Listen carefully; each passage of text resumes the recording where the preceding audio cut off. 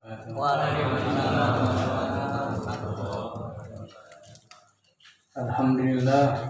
alhamdulillahilladzi ja'alana min ummati sayyidil anbiya wa hadana ila tariqati sayyidil awliya.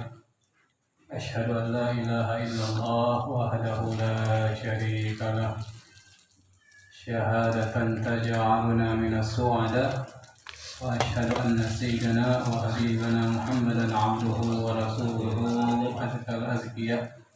Allahumma salli ala sayyidina Muhammad al-fatih lima ughliq wal khatim lima sabaq nasiril haqqi bil haqq wal hadi ila siratikal mustaqim wa ala alihi haqqa qadrihi wa miqdaril azim. Wa radiyallahu an syakhina wa qudwatina wa qutbil maktum Abil Abbas Ahmad bin Muhammad Tijani. Rabbi shrah li sadri wa yassir li amri wa hlul 'uqdatam min lisani yafqahu qawli. Amma ayyuhal habaib al-ulama wa al-asatid al-mujaba wa al-akhwan wal-akhawat rahimakumullah. Para habaib, para kiai, para asatid yang senantiasa dirahmati oleh Allah Subhanahu wa taala. Akhwan, akhawat, wabil khusus akhina Sahibul Bait Al-Hajj Awan, Haji Awan, dan ayah-ayahanda beliau. Mudah-mudahan mereka diberikan panjang umur, walafiat, berkah hidupnya, dilancarkan segala urusannya, dan begitu juga dengan kita semua. Mudah-mudahan senantiasa berada dalam lindungan, rahmat, dan taufik Allah Subhanahu wa taala. Allahumma amin ya rabbal alamin. Alhamdulillah, bersyukur kita kehadirat Allah Subhanahu wa taala di malam hari ini kita bisa bersilaturahmi bersama, bermuajahah di zawiyah ini, di zawiyah Syifaul Qulub, obat hati artinya. Mudah-mudahan kita semua hatinya bebas dari segala penyakit hati. Amin. Dengan berkat kita duduk di zawiyah ini, berzikir bersama, mulai dari tadi sore, sholat asar jamaah, kemudian wazifah, haylalah, maghrib jamaah, dilanjutkan dengan membaca manaqib buruk kita Syekh Ahmad Tijani radhiyallahu anhu. Saya yakin dengan saya yakinnya bahwasanya kita dihujani rahmat oleh Allah Subhanahu wa taala. Tidak keluar kita dari tempat ini kecuali dosa kita sudah bersih diampuni oleh Allah. Tidak hanya dosa-dosa kita juga, dan juga kita sangat berharap seperti nama zawiyah ini, hati kita juga bersih dari segala penyakit iri, dengki, dendam, hasud, benci kepada makhluk Allah Subhanahu wa taala, dan semua macam penyakit hati. Para asatidz, para hadirin yang berbahagia, alhamdulillah ini yang kedua kalinya saya berkunjung di sebuah zawiyah ini. Semenjak zawiyah ini berdiri, dua kali saya berkunjung. Pertama wazifah, hari ini istimewa. Tidak hanya wazifah tapi juga bisa haylalah, dan juga diberi kesempatan untuk sedikit memberikan kajian. Kami rombongan dari Brebes, kurang lebih 25 orang sama sopirnya, ada 2 perempuan, 4 mobil. Alhamdulillah, walaupun mereka masing-masing punya pekerjaan, ada sebagian juga yang sepuh-sepuh, alhamdulillah masih mau meluangkan waktu untuk ngumpul bersama, bersilaturahmi. Nah, kami biasa ini yang ikut ini jamaah wazifah keliling. Di Brebes kami ada jamaah wazifah keliling setiap ahad sore, wazifah keliling itu muter kemana-mana. Kadang-kadang di Selawi, di Jatibarang, pernah juga di Brebes keliling kami. Wazifah sambil ngaji, baca kitab. Baca kitab Fathur Rabbani, ini yang saya buat kitabnya Fathur Rabbani tentang Thariqah Tijaniyah. Nah ini sekaligus untuk menutup kajian kitab Fathul Rabbani dengan safari keliling agak jauh kelilingnya sampai ke Cilacap sampai ke Majenang. Alhamdulillah.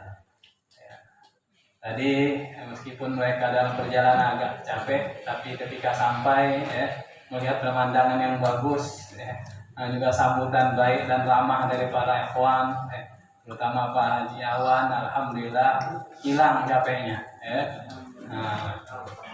Kesumpokan hutang pun juga hilang. Nah, zikir siram rohani oleh zikir kita, insya Allah. Alhamdulillah. Dan kami pagi mewakili teman-teman mengucapkan terima kasih banyak khususnya kepada Pak Haji Awan dan juga santri-santri dan teman-teman yang para ikhwan di sini yang sudah menerima kami, menyambut kami dengan baik. Hanya Allah SWT yang membalas apa yang telah mereka lakukan. Kami hanya bisa mendoakan dan berterima kasih. Jazakumullah khairul jazaa dan jazakumullah ahsanal jazaa. Mudah-mudahan ziarah ini menjadi ziarah mubarakah, ziarah makbulah insyaallah. Para hadirin, hadirat, akhwan, akhwat yang berbahagia, barusan kita membaca manaqib guru kita Syekh Ahmad Tijani radhiyallahu anhu. Memang perlu kita baca manaqib, berarti ini rutin setiap. Itu salah satu cara untuk menanamkan mahabbah kita kepada guru kita Syekh Ahmad Tijani. Meskipun kita mungkin tidak paham apa artinya di situ, tapi di situ ada cerita-cerita dari lahir sampai beliau diangkat derajatnya oleh Allah Subhanahu Wa Taala, ada dalam kitab manaqib itu. Kalau diterjemahkan luar biasa, itu artinya. Nah, walaupun kita tidak ngerti artinya, cuma baca manaqib saja menyebut nama beliau, turun rahmat Allah Subhanahu Wa Taala. Inda dzikris shalihin tatanazzalur rahmat. Ketika disebutkan orang-orang soleh, pertama Syekh Ahmad Tijani radhiyallahu anhu, tidak diragukan lagi kesolehannya, Sayyidul Auliya, Bulbul Aqtab, maka rahmat Allah SWT akan berturunan seperti hujan. Kemudian ketika orang yang ada dalam majlis itu pulang ke rumahnya, pulang dengan membawa rahmat Allah SWT untuk keluarganya, anaknya, istrinya, sehingga hidupnya senantiasa berada dalam rahmat Allah SWT. Jika umpamanya dalam sehari-harinya kemudian ada hal-hal yang tidak baik dilakukan, kembali lagi ke Zawiyah Syifaul Qulub hari Jumat, disiram lagi ke rahmat Allah, dibersihkan lagi oleh Allah SWT. Makanya jangan bosan-bosan ke Zawiyah ini. Tiap Jumat datang sini, zikir bersama, baca manaqib, ada rangka untuk membersihkan hati kita. Para hadirin, hadirat, akhwat yang berbahagia, pada kesempatan kali ini saya akan mengambil barakah membaca kitab ini sedikit, sebagai penutup kajian Fathul Rabbani, penutup sementara. Kami akan lanjut nanti setiap, insya Allah mudah-mudahan panjang umur, sehat walafiat. Setelah Ramadan, Syawal, kita kembali keliling-keliling lagi. Untuk syiar dan juga untuk sambil silaturahmi dan sambil ngaji, ngaji. Ikhwan Tijani itu harus pintar, tidak hanya zikir, harus alim, ngerti. Makanya perlu ngaji.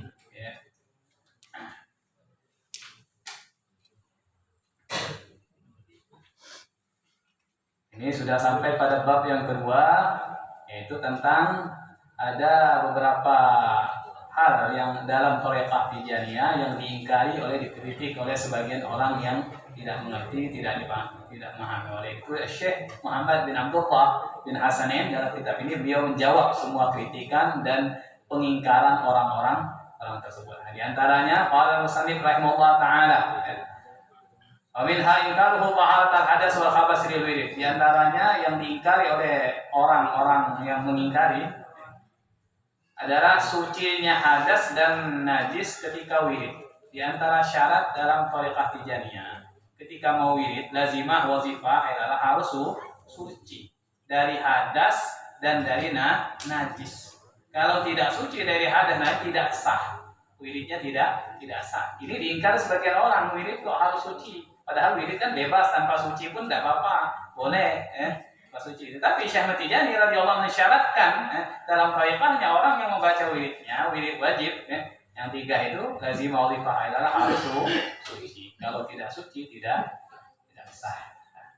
Ada pengecualian untuk wanita haid. Nah, wanita haid ini meskipun dia dalam keadaan haid, dalam beberapa kitab Tijaniyah, maksud dalam kitab Al-Hidayah, Al-Rabbaniya, juga disebutkan juga dalam kitab Qasdus Sabil Sayyid Muhammad Al-Hafidh. Untuk wanita yang haid itu, meskipun dia dalam keadaan haid, dia boleh memilih antara zikir dan tidak. Jadi boleh dia berzikir dalam keadaan haid. Cuma ketika wazifah tidak boleh dia baca salawat Jawharatul Kamal, diganti dengan salawat Fatih 20 nanti. Itu pengecualian untuk wanita. Wa qalu syai'in aqala itmi'nan fi ruku' wa sujud qadra ma yusabbu al-insan fihi ma thalatha marrat bitartil. Dan juga ada kritikan dari ucapan Syekh Ahmad Tijani radhiyallahu anhu. Syekh Ahmad Tijani dalam wasiatnya pernah mengatakan minimal tumaknina ketika ruku' dan sujud dalam sholat, minimal tumakninahnya itu ukuran seseorang bertasbih 3 kali dengan tartil. Subhana rabbiyal azim wa bihamdi. Subhana rabbiyal azim wa bihamdi. Subhana rabbiyal azim. Bukan cepat, tartil. Kalau cepat 6 kali. Subhana rabbiyal azim wa bihamdi. Subhana rabbiyal azim wa bihamdi. Subhana rabbiyal azim wa bihamdi. Subhana rabbiyal 6 kali. Ini ukuran minimal, kata Syekh Ahmad Tijani. Kalau kurang, tidak sah sholatnya, tidak diterima sholatnya menurut Syekh Ahmad Tijani radhiyallahu anhu. Nah, ini yang dikritik, kok bisa? Apa dasarnya? Apa dalilnya? Nanti akan disebutkan dasar. Beliau tidak bicara tanpa dalil, tanpa dasar. Wa amaru ashabahu bil ityan bil basmalah wal jahr biha fil faridah al jahriyah. Dan juga beliau merintahkan para muridnya untuk membaca bismillah dan mengeraskan suara ketika membaca bismillah dalam salawat fardu, dalam salat fardu yang dikeraskan suaranya. Ini dikritik oleh sebagian ulama Maliki karena beliau ini kan mazhabnya Maliki. Mazhab Maliki itu biasanya bismillahnya itu tidak dikeraskan, langsung alhamdulillahirabbil alamin, ada bismillah, pelan bismillahnya. Tapi Syekh Ahmad Tijani beliau menyuruh muridnya untuk mengeraskan suara ketika membaca bismillah. Ini sebagian ulama mengkritik melanggar dari aturan mazhab Maliki. Nanti akan dijawab juga. Amma ingkaruhu taharatul hadas wal khabas lil wirid fala makna lahu. Adapun pengingkaran seseorang sucinya ketika dari hadas dan najis ketika wirid, tidak ada maknanya pengingkaran itu, artinya tidak perlu dibahas. Karena lima warada fil hadis min annahu sallallahu alaihi wasallam tayammama lirabbis salam. Karena ada sebuah hadis diriwayatkan dalam hadis sahih, Rasulullah itu ketika ada orang memberi salam kepada beliau tidak langsung dijawab. Beliau ketika itu tidak punya wudhu, tidak ada air, akhirnya tayamum dulu. Setelah tayamum baru beliau menjawab salamnya, karena akan menyebut salam ini. Waalaikumsalam. Itu kan assalam kan nama Allah Subhanahu wa taala. Menyebut zikir harus berwudu dulu. Ini dengan tayamum dulu beliau. Ini ada riwayat. Wa fihi annahu tawadda'a lahu wa i'tadara ila muslim alaihi. Dalam riwayat lain juga disebutkan bahwasanya beliau berwudu dulu. Dan beliau meminta maaf kepada orang yang memberi salam itu, tidak langsung menjawab. Kan menjawab salam itu wajib. Memberi salam sunnah, jawabnya wajib.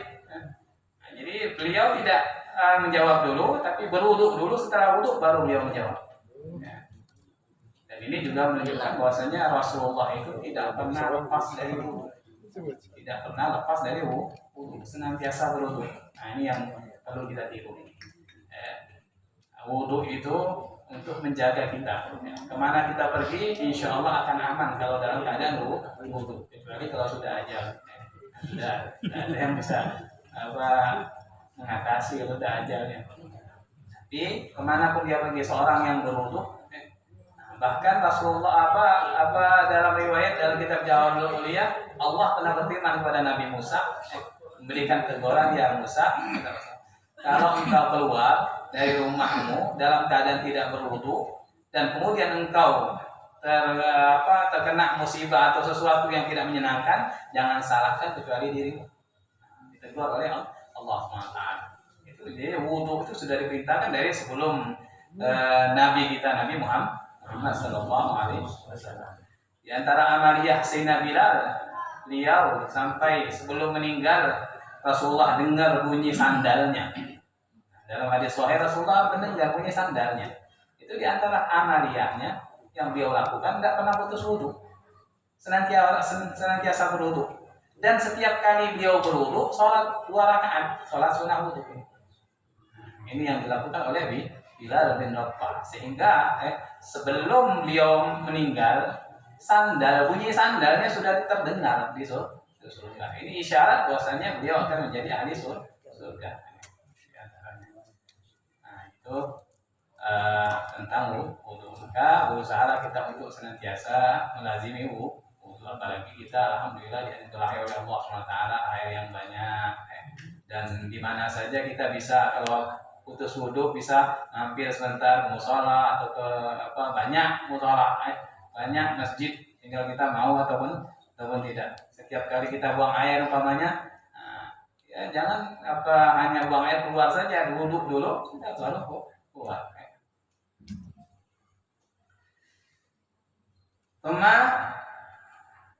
Waqala inni karihtu an adkurallah ta'ala ala ghairi taharatin. Nah, tadi Rasulullah tidak mau menjawab salam.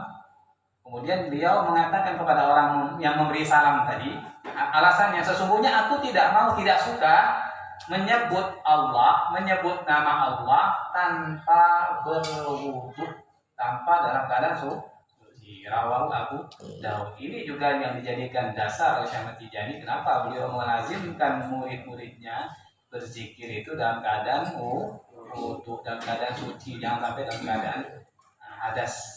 Wa fil mawathiq wal uhud fi Sya'rani, dalam kitab Mawathiq dan kitab Uhud Imam Sya'rani, akhadha alaina al-uhud alla najlis qat li qira'atin aw dzikrin illa wa nahnu ala taharatin walau bitayammum bi syartihi. Kami telah mengadakan perjanjian dengan guru kami, kata Syekh Guru Sya'rani ini, bahwasanya kami tidak duduk sama sekali di satu majelis untuk membaca Quran ataupun berzikir kecuali dalam keadaan suci, walaupun dengan tayamum. Tapi dengan syaratnya. Walaupun boleh berzikir tanpa wudu, tanpa baca Quran tanpa wudu boleh dengan hafalan, boleh. Tetapi beliau di baiat oleh gurunya, diadakan perjanjian tidak boleh berzikir, baca Quran kecuali dalam keadaan suci. Waladzalika li'anna man ta'ammala dzikra, itu alasannya diantaranya di anna man ta'ammala dzikra wal Quran was shalah ala Rasulillah sallallahu alaihi wasallam wajada hukmuha hukma shalah. Bijabil munajat lil haq, karena orang yang merenungkan, mengangan-angan merenungkan zikir dan Quran dan salawat kepada Rasulullah SAW, dia akan menemukan hukumnya itu sama seperti hukum sholat. Sholat kan munajat kepada Allah SWT, munajat lagi, dialog munajat kepada Allah. Orang baca Quran juga lagi munajat ini, lagi berbicara dengan Allah SWT. Begitu juga orang yang berzikir menyebut nama Allah, munajat kepada Allah. Orang bersalawat pun juga menyebut nama Allah SWT, munajat. Maka hukumnya pun zikir, salawat, baca Quran, ya hukumnya beliau sama dengan hukum ketika sholat. Sebagaimana sholat itu harus suci, maka zikir, salawat, baca Quran itu juga harus suci. Kata beliau Imam Sya'rani. Wa qiyasan ala salatil janazah fi istirati taharah, dan juga dikiaskan dengan sholat jenazah dalam disyaratkannya bersuci. Ma'ana hala wuku'a fiha wala sujuda wa inama hiya qira'atun wa dzikrun wa du'a. Padahal sholat jenazah kan tidak ada rukuknya, tidak ada sujudnya, hanya bacaan saja, Fatihah, sholawat, doa. Kan sholat takbir Takbir pertama Fatihah, takbir kedua sholawat, takbir ketiga doa, takbir keempat ya, salam selesai ya. Kan? Dan juga para ulama mensyaratkan harus suci, padahal cuman berdiri saja, tidak ada rukun, tidak ada sucinya. Berzikir, bersalawat dan baca Quran juga dikiaskan dengan sholat jenazah ini. Wa man azzamallah azzamahu. Maka barang siapa mengagungkan Allah, Allah pun mengagungkan dia. Jadi kalau kita menyebut nama Allah, kita mengagungkan Allah. Nah, untuk mengagungkan Allah kita harus sopan. Tidak kita dalam keadaan suci ini menyebut nama Allah Subhanahu wa taala harus dalam keadaan suci. Maka ketika seseorang itu mengagungkan Allah, tidak menyebut nama Allah kecuali dalam keadaan suci, maka Allah pun juga akan memuliakannya. Allah juga akan mengagungkannya hidupnya dunia dan akhirat. Waqad ra'a ba'd shalihin Rasulullah SAW. Ada sebagian orang soleh, sebagian wali melihat Rasulullah SAW. Faqala, kemudian seorang soleh, seorang wali itu berkata, ketika melihat Rasulullah, dia berkata, ya Rasulullah, ada salah alif maqula ala dawam ghairu mardudah. Wahai Rasulullah, bertanya ini seorang soleh. Ya wahai Rasulullah, apakah bersalawat kepadamu itu bersalawat kepadamu diterima secara terus menerus tanpa ditolak? Jadi salawat yang dibacakan kepadamu wahai Rasulullah, apakah akan senantiasa terus menerus diterima tanpa ditolak? Apa jawaban Rasulullah? Ya, na'am, iya ghairu mardudah. Idza kana musalli ala ta'aratin. Ya kata Rasulullah, salawat yang panjatkan atau yang dibaca oleh seseorang kepadaku tidak ditolak, akan diterima. Tapi ada catatannya, apabila orang yang bersalawat itu dalam keadaan suci. Apabila orang yang bersalawat itu dalam keadaan suci. Ini mimpi pernyataan seorang wali, walaupun tidak ada riwayat hadisnya kan. Kalau ahli hadis tidak menjadikan hukum ini, tetapi ini adalah mimpi seorang wali. Jadi Rasulullah dalam pernyataan ini, Rasulullah akan menerima semua salawat yang dibaca kepada beliau apabila orang yang bersalawat itu dalam keadaan suci. Ma'ulima anna khatab Allah Ta'ala wa muhdis karena qadir adab. Maka diketahui dari apa yang dikatakan disabdakan Nabi, bahwa orang yang berdialog dengan Allah, orang yang menyebut nama Allah, mengkhitab Allah Subhanahu wa taala dalam keadaan hadas, maka karena qalil adab, dia kurang adab. Kurang adab sama Allah Subhanahu wa taala. Berzikir tanpa bersuci itu qalilul adab indah sufiyah. Di kalangan orang kaum sufi dia kurang adab ya. Kurang ajar ya. Kalau bahasa kasarnya itu kurang ajar. Menurutnya kurang adab, kurang. Maka kita jangan suka kurang-kurang, harus sempurna. Berusaha untuk sempurna. Tidak berzikir kecuali dalam keadaan Waqala Sayyid As-Sahili rahimahullah ta'ala, dan Sayyid As-Sahili rahimahullah ta'ala mengatakan, wa min adabi istishabu taharah hatta yakunu jami'u ma yatalabbasuna bihi min amalil khair sadiran ala akmalil hay'ah. Di antara adabnya para sholihin, adabnya para sufi, kaum sufi, mereka senantiasa suci, tidak pernah lepas dari wudu. Kalau tidak wudu ya tayamum. Kenapa mereka seperti itu? Hatta yakuna jami'an ma yatalabbasuna bihi min amalil khair sadiran ala akmalil hay'ah. Sehingga semua perbuatan baik, perbuatan taat yang mereka lakukan itu dalam keadaan sempurna, tidak ada kurang-kurangnya. Ini sempurna, tidak ada kurang adab atau apa, sempurna. Sehingga mereka senantiasa berwudu. Wa ajmalu sifat, dan dalam keadaan paling sempurna, paling sifat yang paling indah. Wala syakka anna dzikrullah aula mastahaddat lahu ta'alatul zahir wal batin. Tidak diragukan lagi bahwa berzikir kepada Allah sesuatu yang paling utama untuk dipersiapkan dalam keadaan suci zahir batin. Orang yang mau berzikir harus persiapkan dirinya suci, tidak hanya zahirnya, tapi batinnya harus suci juga. Batinnya harus suci. Maka ketika wudu itu, Syekh Muhammad Al-Hafidh mengajarkan kalau wudu itu jangan hanya zahirnya dibasuh, batinnya juga dibasuh. Nah, bagaimana cara wudhu batin? Kalau kita wudhu zahir kan biasa kita ngerti.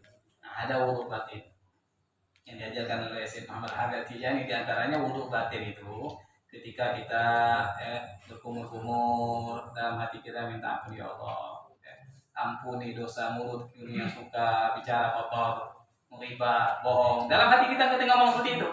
Nah, kalau kita sambil ngomong kan nggak bisa, ngomong bicara kan nggak bisa ya. Nah, dalam hati kita ampuni mulutku ini. Ketika kita masuk ke hidung, ampuni hidungku yang mencium bau-bau yang tidak engkau senangi, pokoknya. Nah, ketika kita basuh muka, ya Allah ampuni wajahku yang melihat hal-hal yang maksiat, terutama mata yang sering melihat kemana-mana, itu ampuni ya. Nah, telinga ampuni. Setiap kita membasuh anggota itu kita minta ampun. Nah, ini namanya wudhu batin kita. Nah, jadi zahir kita basuh, batin kita basuh dengan kita ampun itu. Sehingga habis wudhu bersih, zahir batin kita bersih. Walaupun kita ketika habis wudhu, bapaknya melihat lagi itu ya, nah, itu nanti wudhu lagi kalau batal. Nah, insya Allah dihapus terus. Jadi kalau orang senantiasa wudhu, insya Allah bersih terus ya. Nah, bersih terus dia dari dosa. Sedikit lagi ya. Ma'ama fil tahara nasir alladhi ya'ud 'ala al-batin bisafra'in wa tanwir. Nah, juga di samping berwudu itu sangat dianjurkan, bersih zahirnya, juga ada sir, ada rahasia. Sir dalam wudu itu yang akan kembali kepada batin. Orang yang senantiasa berwudu, maka batinnya itu, pengaruh batinnya akan dibersihkan juga oleh Allah Subhanahu wa taala. Nah, bagaimana tidak, dalam kitab Jawahirul Lughah itu disebutkan juga orang yang senantiasa berwudu ini selama dia tidak batal, maka malaikat istighfar terus. Malaikat terus istighfar kepada dia, doakan terus. Kalau batal berhenti malaikat. Nah, kalau dia tidak batal, dia doakan terus. Tidak boleh mah, selama dia berwudu. Ya. Kadang kita ada ingin praktekkan tapi lupa lagi itu, nanti lupa, ya. Nah, dan ngabaikan lagi. Wa amma ingkaru qaul Syekh. Nah, ini sedikit lagi. Adapun pengingkaran seorang ucapan Syekh yang mengatakan minimal ukuran tumaknina dalam ruku dan sujud ketika sholat itu tiga kali tasbih. Ya, tampil subhana rabbiyal azim wa bihamdi. Subhana rabbiyal azim wa bihamdi. Subhana rabbiyal azim wa bihamdi. Cepat-cepat. Mau nyari apa sih cepat-cepat? Kita aja kalau kerja kan pelan-pelan biar. Tapi kalau sholat zikir itu pengennya cepat, itu heran ya orang. Nah, kenapa? Apa yang dicari gitu ya? Nah, coba fokuskan. Waktu kita sudah banyak, kita untuk urusan dunia sudah. Kenapa untuk Allah pun kita asal-asalan? Yang penting sholat. Nah, yang penting sah. Kalau sah tidak terima ya percuma. Jadi Syekh Tijani mengajarkan muridnya biar sholat itu sempurna. Syekh Tijani pernah beliau didatangi di zawiyahnya dikunjungi para ulama. Ketika itu pas waktu sholat jamaah, beliau mempersilakan salah seorang ulama maju, tapi tidak ada yang mau. Mereka para ulama semuanya menyuruh Syekh Tijani. Ini juga pernah kita kan yang ketika Syekh Tijani sholat sampai selesai, semua ulama tanggung, tidak pernah. Kalau mau melihat sholatnya Rasulullah, ini sholatnya Rasulullah. Sholatnya Syekh Tijani kata. Ini para ulama, pengakuan para ulama ketika itu. Mau lihat cara sholatnya Rasulullah, inilah sholatnya. Nah, di antara cara sholat dia seperti itu, rukuknya itu minimal ya. Nah, sujud rukuknya, ini yang banyak diabaikan oleh orang-orang. Banyak diabaikan oleh orang-orang. Rukuknya 3 kali. Kalau mau cepat 6 kali. Subhana rabbil azim wa bihamdihi, subhana rabbil azim wa bihamdihi, subhana rabbil azim wa bihamdihi, subhana rabbil. Itu kalau mau cepat. Nah, kalau mau takbir 3 kali. Subhana rabbil azim wa bihamdihi. Subhana rabbil azim wa bihamdihi, subhana rabbil azim. Santai. Bahkan Syekh Tijani dalam satu wasiatnya menganjurkan beliau kalau mau sholat itu hendaklah seperti orang yang sudah ngantuk mau tidur. Bagaimana kalau orang yang sudah ngantuk mau tidur itu? Apa yang ada di pikirannya? Tidak mikir apa-apa sudah. Anaknya nangis pun tidak peduli sudah. Karena sudah ngantuk sudah. Yang dipikirkan tidur. Dan juga ketika mau tidur tidak dibatasi waktu. Kapan bangunnya? Saat bangunnya sudah. Nah, kapan bangun ya bangun. Orang yang sholat hendaklah seperti itu. tinggalkan semuanya, kemudian jangan diukur. Saya tahu 6 menit harus selesai. Harus selesai. Tarawihnya 15 menit harus selesai. Kan begitu ini. Terutama menjelang Ramadan ini, ya. Menjelang Ramadan itu. Hati-hati itu. Sholat tarawih. Sholat tarawih itu sholat santai, bukan sholat lomba sholat. Nah, ini kebanyakan lomba sholat, masjid yang cepat datang, mulai yang lambat. Enggak ini. Sholat tuh milih-milih yang cepat ya. Harusnya sholat itu ya lebih baik sholat sendiri di rumah daripada sholat berjamaah tapi imamnya cepat. Nah, imamnya tidak sempurna cepat, lebih baik di rumah sholat sendiri. Itu kata sama Tijani radhiyallahu. Nah, di antara dalilnya apa ya ruhuma warada fi Sunan Abi Daud, maka itu dibantah oleh hadis yang diriwayatkan dalam Sunan Abi Daud. Qala sallallahu alaihi wasallam, Rasulullah bersabda, "Idza raka'a ahadukum falyaqul salasa marat subhana rabbil azim. Wa idza sajada falyaqul subhana rabbil a'la." Apabila salah seorang dari kalian ruku, maka hendaklah dia mengucapkan subhana rabbil azim 3 kali. Subhana rabbil a'la 3 kali. Ini subhana rabbil azim. Subhana rabbil azim dalam di sini. Dalam riwayat lain subhana rabbil azim wa bihamdi. 3 kali. Dan kalau sujud subhana rabbiyal a'la. Dalam riwayat lain idza raka'a ahadukum faqala fi ruku'i subhana rabbiyal azim wa bihamdi salasan faqad tamma ruku'uhu wa dzalika adna. Dalam riwayat lain lebih jelas lagi, apabila salah seorang dari kalian ruku, kemudian dia mengucapkan dalam ruku'nya subhana rabbiyal azim wa bihamdi 3 kali, maka sempurna ruku'nya. Wadalika adana, dan itu minimal. Wadalika adanahu, dan itu minimal kata Rasulullah. Kalau kurang berarti tidak sah, tidak diterima. Ini Rasulullah mengucapkan minimal. Nah, walaupun ada sebagian ulama yang berpendapat minimal 1 kali, minimal 1 kali tasbih. Makanya orang yang sebagian orang tarawih yang cepat itu ngambil call ini ya, itu terserah masing-masing.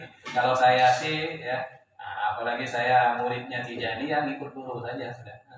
Kalau saya ikut paham pendapat ulama lain, ya kita punya guru. Nah, kita ikuti guru kita siapa di Tijani. Kita yakin guru kita yang benar.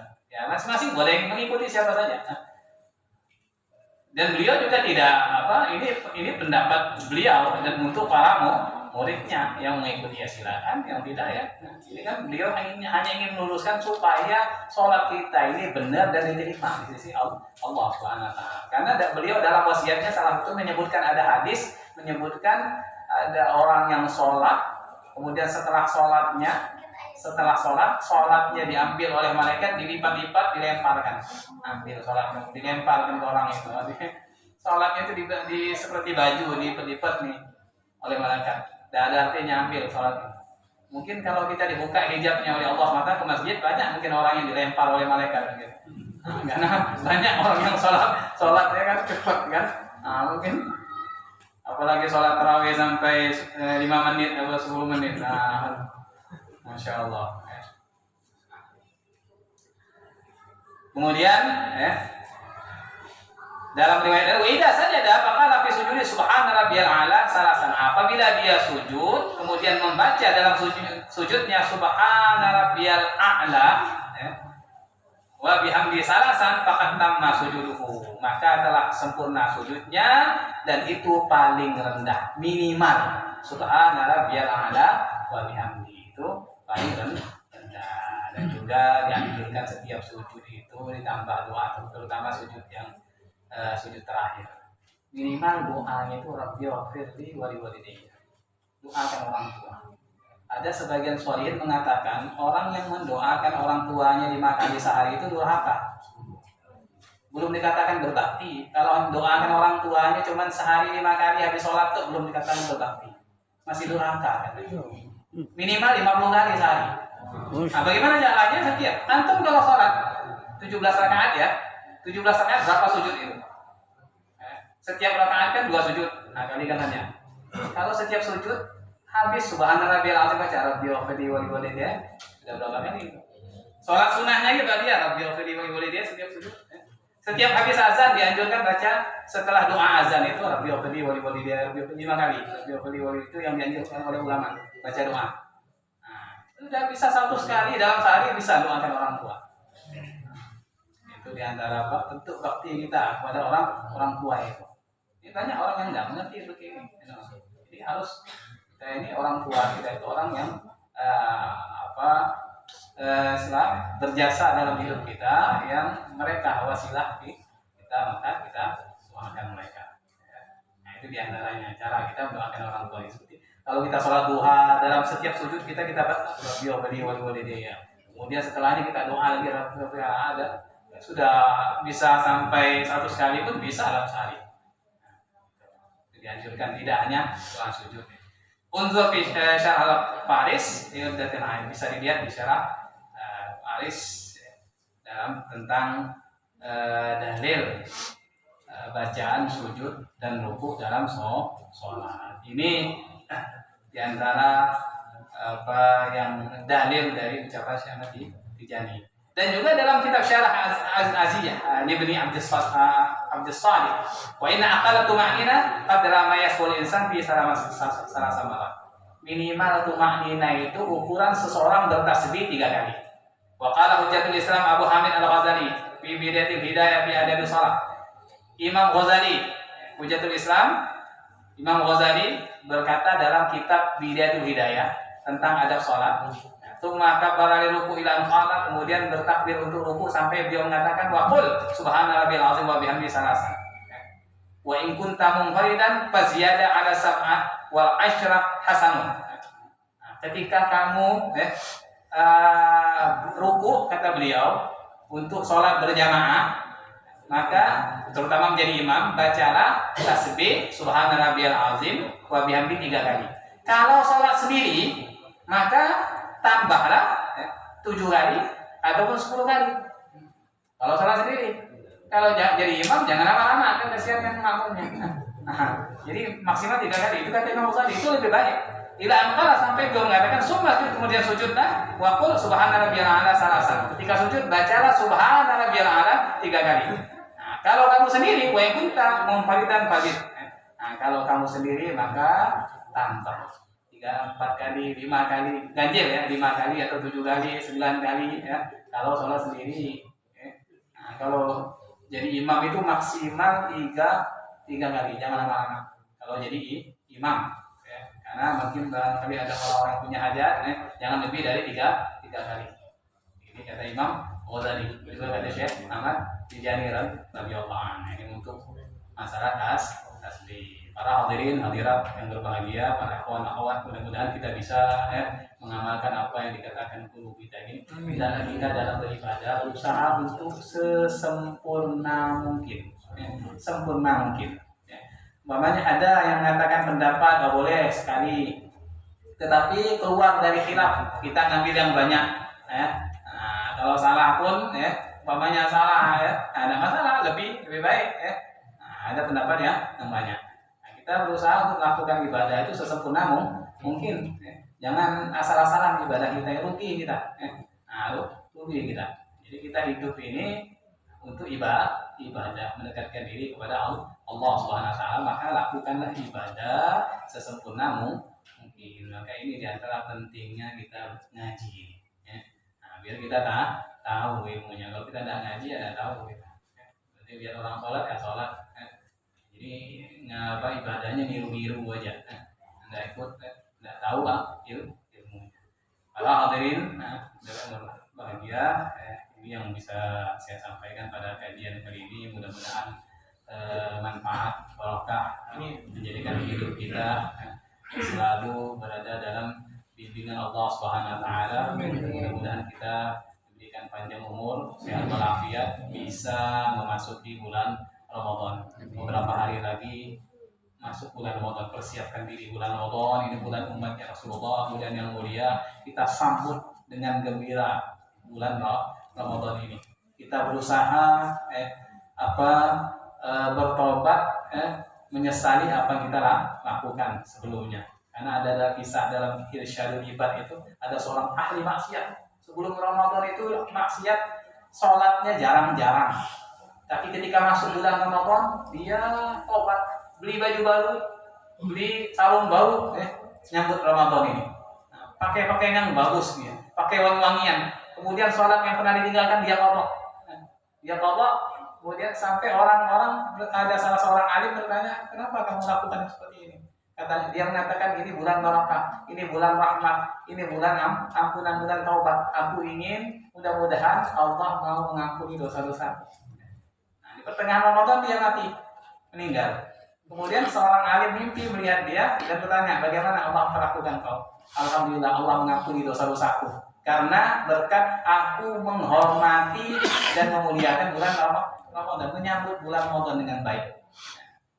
Mengganti pakaiannya, pakai bagus untuk menyambut Ramadan karena merasa senang. Nah, maka kita sambutlah bulan Ramadan, siapkan pakaian yang terbaik yang kita miliki, tidak harus baru, yang penting bagus, bersih, siapkan khusus untuk menyambut malam Ramadan itu.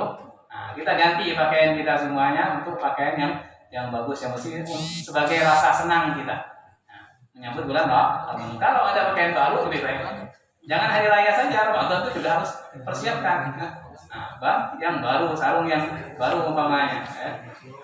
Itu kalau nggak ada yang bagus, nanti kita untuk persiapan menyambut bulan Ramadan. Mudah-mudahan sekali lagi kajian kita ini bermanfaat.